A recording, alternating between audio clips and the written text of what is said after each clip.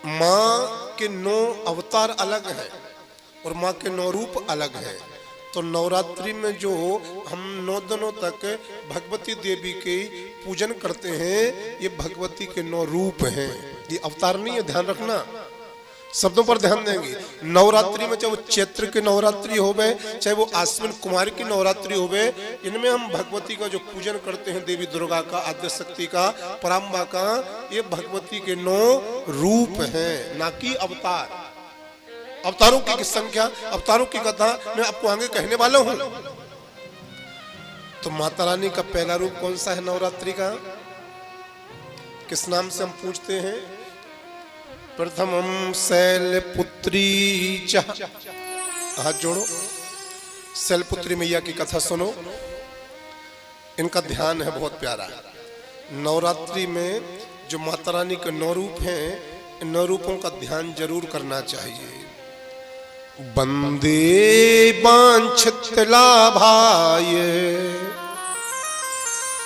चंद्रार्थ कृत शेखराम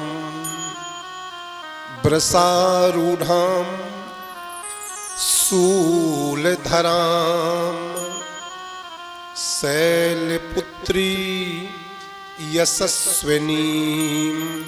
बोलो शैलपुत्री मैया की जय हो। भगवती का, माता दुर्गा का नवरात्रि में ये पहला रूप है, जिसका नाम है शैलपुत्री। प्रतिपदा नवरात्रि के प्रथम दिवस को कहा जाता है और नवरात्रि के प्रथम दिवस पर माता शैलपुत्री का पूजन किया जाता है। माता शैलपुत्री के नाम से व्रत किया जाता है। पहले दिन नवरात्रि में माता शैलपुत्री का पूजन होता है। भगवती पराम्बा का जो पहला रूप है, इनको शैलपुत्री क्यों कहा गया? संस्कृत में पर्वत को कहते हैं शैल,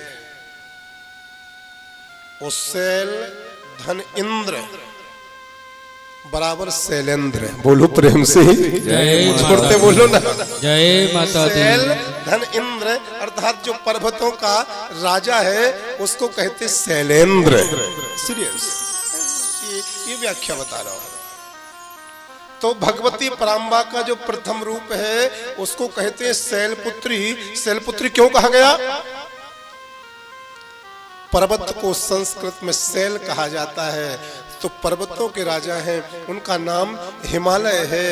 ये शैलपुत्री माता का जो पहला रूप है, वो हिमालय की पुत्री हैं, अतः उनको शैलपुत्री कहा जाता है। पर्वतराज हिमालय की पुत्री के होने के कारण से इनको शैलपुत्री कहा जाता है। माता शैलपुत्री का स्वरूप कैसा है? बैल पर विराजमान है, श्वेत वस्त्र हैं, एक हाथ में, दाएं हाथ में त्रिशूल है, बाएं हाथ में कमल का पुष्प सुशोभित है।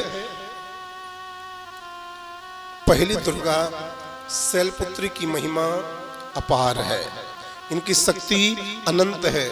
नवरात्रि के पहले दिन जो साधक, जो भक्त माता शैलपुत्री का पूजन करते हैं, इनके साथ में वृषभ अर्थात बैल का पूजन करते हैं, इनके साथ में इनकी आयुध त्रिशूल का पूजन करते हैं, इनके साथ में इनके कमल पुष्प का पूजन करते हैं, तो इस दिन इनका पूजन करने मात्र से हमारे घर की दरिद्रता, हमारे घर की वैमनस्यता, हमारे घर का दुख अति शीघ्र समाप्त होता है। और जो साधक माता शैलपुत्री का ध्यान करके इनका पूजन करते हैं, उनकी समस्त मनोकामना शैलपुत्री मैया की कृपा से अति शीघ्र पूर्ण हो जाती है। माता शैलपुत्री का पूजन जो करते हैं, तो माता शैलपुत्री को 11 कमल गट्टे के फल अर्पण किया करो। माता शैलपुत्री के लिए 11 मीठे पान अर्पण किया करो। इनकी पूजन में बहुत प्रसन्न होती हैं। योगी जन मूलाधार चक्र में ध्यान केंद्रित करके योग साधना करते हैं, और नवरात्रि के पहले दिन शैलपुत्री का पूजन आराधना करने वाले को भगवती पराम्मा अपने लक्ष्य तक अवश्य पहुंचाती हैं। बोले शैलपुत्री मैया की जय हो। माँ का दूसरा स्वरूप कौन सा?